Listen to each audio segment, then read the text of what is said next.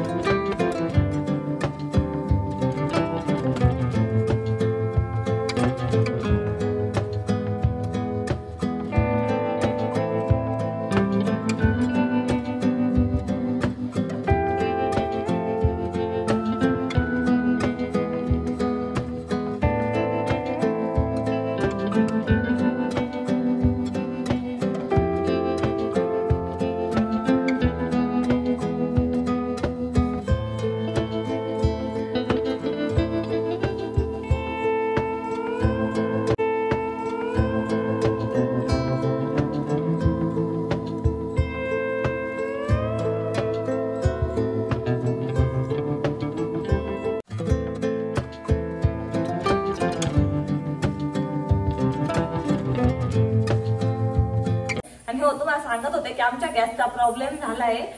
Gas cylinder दुपारी संपलं होतं आणि मी जोडायला गेले तर तो लीक झाला आणि पूर्ण घरभर वास येत होता आणि डायरेक्ट आवाज पण येत होता त्यामधून की गॅस लीक होतोय असा. त्यामुळे मग मी काय केलं की तो बंदच ठेवला दिवसभर आणि दिवसभर मग श्रावला काही बनवलंच नाही खायला. तिला असंच बिस्किट वगैरे याच्यावरती ठेवलं आणि आता तिला लागली भूक वगैरे, दूध वगैरे मागते. तर दोघं जण आणि आता बघतायत गॅसला काय झालंय. मेकॅनिकला पण बोलवलेलं आहे. बघू आता रिपेअर वगैरे होतंय का, नेमका कशाचा प्रॉब्लेम आहे, टाकीचा प्रॉब्लेम आहे की मग रेग्युलेटरचा प्रॉब्लेम आहे. आता तो कळेल थोड्या वेळाने आणि तो माणूस येणार आहे म्हणून पण आम्हाला बाहेर नाही जाता येते. आता तो पण येणार आहे आणि एक तर रात्रीची वेळ आहे आणि आम्हाला गॅस चालू करणं खूप जास्त गरजेचं आहे कारण की श्रावला काहीतरी बनवावंच लागणार आहे. तिला बाहेरचं जास्त देऊ नाही शकत आहे म्हणून मग घरीच थांबतोय. हे गेले पार्सल आणायला. आता बघू ते काय आणतायत पार्सल जेवायला. सध्या तर तेच खाऊ आणि मग नंतर सेलिब्रेशन करू. तर चला, 7 वर्ष कंप्लीट झाले, कसे गेले काही समजलं नाही. पण माझ्या वेडिंगचे जे फोटो आहेत ना, खूप काही स्पेशल फोटो नाही आलेले माझे तेव्हा. तर जे आहेत ना मी ते तुमच्यासोबत शेअर करणार आहे. ते फोटो पण तुम्ही बघा.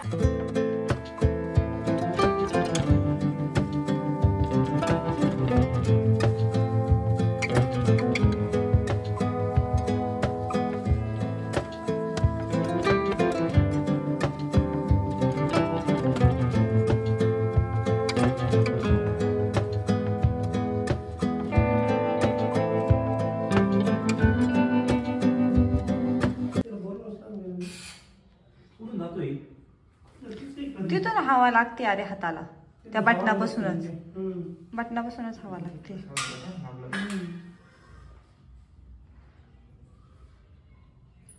एवढा जास्त वास येतात त्याच्यामुळे मी दिवसभर तिला काही केलं नाही.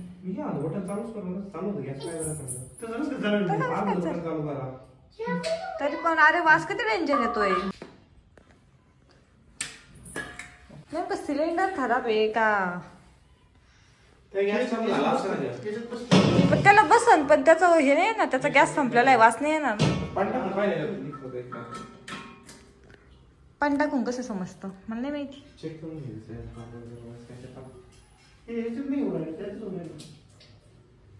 काही काही सिलेंडर लीक असतात अहो.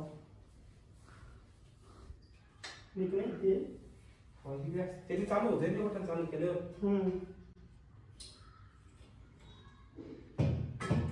हे रेग्युलेटर खराब झाले का. रेग्युलेटर खराब झाला असं आताच तसं काय समजतं काय नाही यातूनच लीक होतोय काय ते काय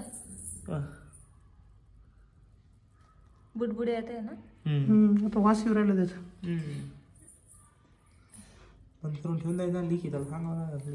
दुसरं तर काही भेटलं नाही. ते आता मस्त पावभाजी घेऊन आलेले एकदम गरम गरम पावभाजी आणि केक खातो. आणि सांगायचं राहिलं की आज तुम्ही म्हणत असाल एवढ्या अंधारामध्ये ॲनिव्हर्सरी का सेलिब्रेट केली तर अचानक लाईट गेली होती आणि एकदम धो पाऊस चालू झाला होता. आमच्याकडे काहीच ऑप्शन नव्हता पण म्हटलं सेलिब्रेशन करायचं आहे म्हणून आम्ही 2-3 मोबाईलच्या टॉर्च वगैरे लावून मस्त सेलिब्रेशन केलं. जर व्हिडिओ आवडला असेल तर लाईक आणि सबस्क्राईब करून घ्या. बाय.